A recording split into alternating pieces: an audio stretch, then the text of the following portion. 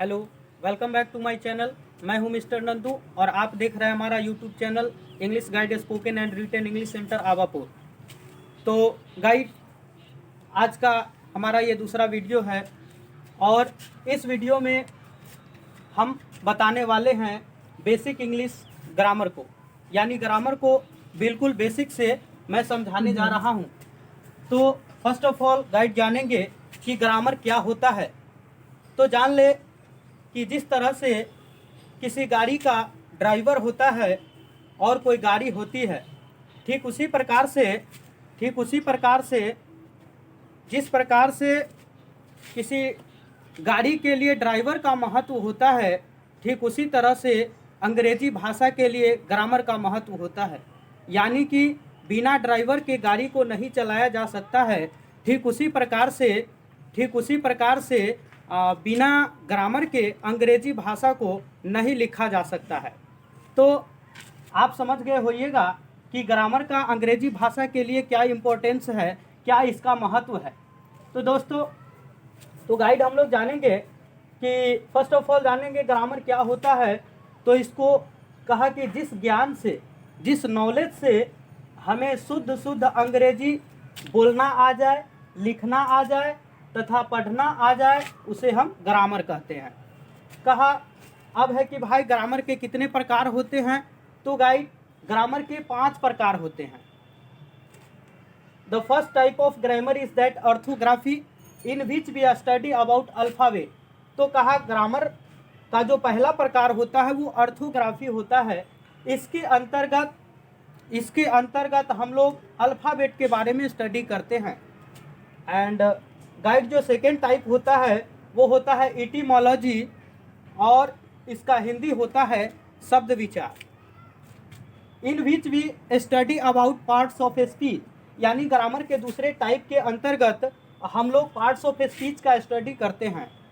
And video अब हम लोग जानेंगे कि सिंटैक्स। तो सिंटैक्स का हिंदी होता है वाक्य विचार, यानी इसके अंतर्गत हम लोग सेंटेंस क्या होता है एंड सेंटेंस के कितने प्रकार होते हैं, इसके बारे में स्टडी करते हैं। और फोर्थ काइंड्स ऑफ ग्रामर जो है वो है पंक्चुएशन, यानी चिन्ह विचार। अंग्रेजी लिखने के क्रम में कहीं पर हम कॉमा का इस्तेमाल करते हैं, कहीं पे सेमी कोलन का इस्तेमाल करते हैं, कहीं पे इन्वर्टेड कॉमा का, कहीं पे साइन ऑफ इंट्रोगेशन, कहीं पर साइन ऑफ एक्सक्लेमेशन। तो विभिन्न चिन्हों का यूज करते हैं अंग्रेजी लिखने के क्रम में। तो इसके बारे में हम लोग पढ़ेंगे पंक्चुएशन में। और प्रोसोडी, कविताओं की पंक्ति के बारे में, यानी छंद विचार, कविताओं की पंक्ति को छंद कहते हैं। तो इसके बारे में गाइड हम स्टडी करेंगे प्रोसोडी में। देन गाइड, तो लेट्स स्टार्ट दिस वीडियो के सबसे स्टार्ट में गाइड मैं आप लोगों को अब बताने वाला हूँ ऑर्थोग्राफी। ऑर्थोग्राफी का हिंदी होता है वर्ण विचार। और जैसा कि मैं लिखा हूँ, the first type of grammar is that orthography in which we study about alphabet. अब है अल्फाबेट क्या होता है, व्हाट इज अल्फाबेट। तो जान ले guide, A to Z capital और small letter is called alphabet. A से लेकर के जेड तक अंग्रेजी का छोटा अक्षर और बड़ा अक्षर अल्फाबेट कहलाता है। कहा there are 26 letters in alphabet, और अल्फाबेट में 26 लेटर होते हैं। अब गाइड मैं आप लोगों को बता रहा हूँ कि अल्फ़ाबेट को 4 लाइन की कॉपी में 4 लाइन पे किस तरह से लिखा जाता है। तो 4 लाइन पे अल्फ़ाबेट को जब लिखा जाता है 4 लाइन वाली अंग्रेजी के कॉपी पे, तो कैपिटल लेटर को 3 लाइन पे लिखा जाता है। 3 लाइन पे गाइड देखिए कैसे लिखा जाता है। 3 लाइन पे ही लिखा जाता है।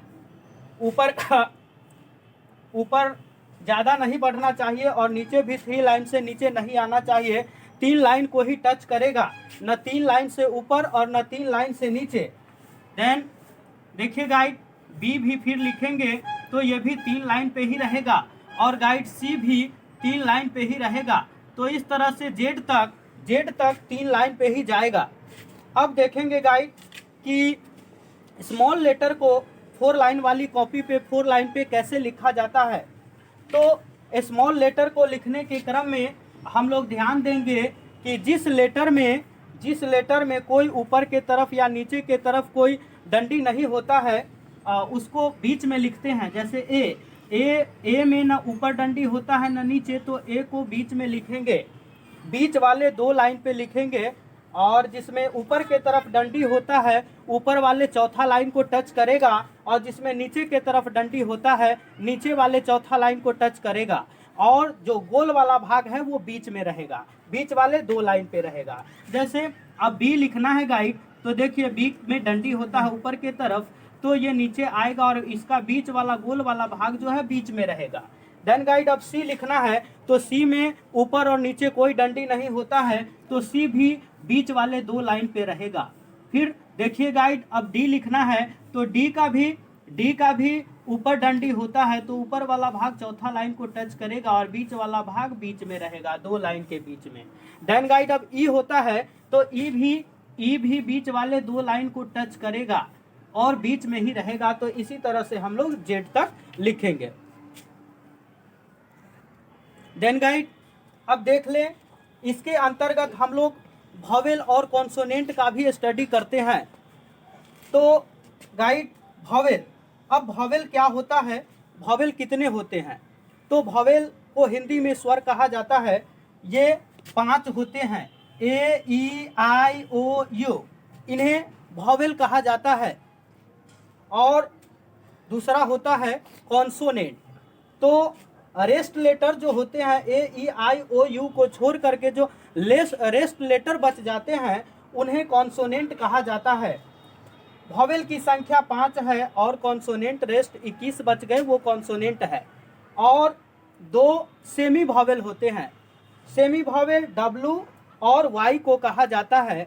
और ये सेमी वॉवेल तब होते हैं जब ये किसी वर्ड के स्टार्टिंग में आ जाते हैं।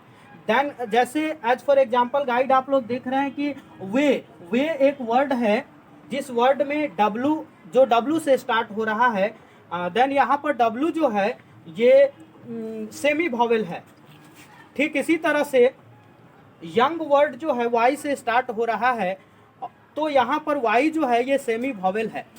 तो सेमी वॉवेल तब होते हैं डब्ल्यू और वाई जब ये किसी वर्ड के स्टार्टिंग में आ जाते हैं। तो देन गाइड, तो आज के इस वीडियो में मैंने आप लोगों को बेसिक ग्रामर के बारे में बताया। तो thanks for watching this video.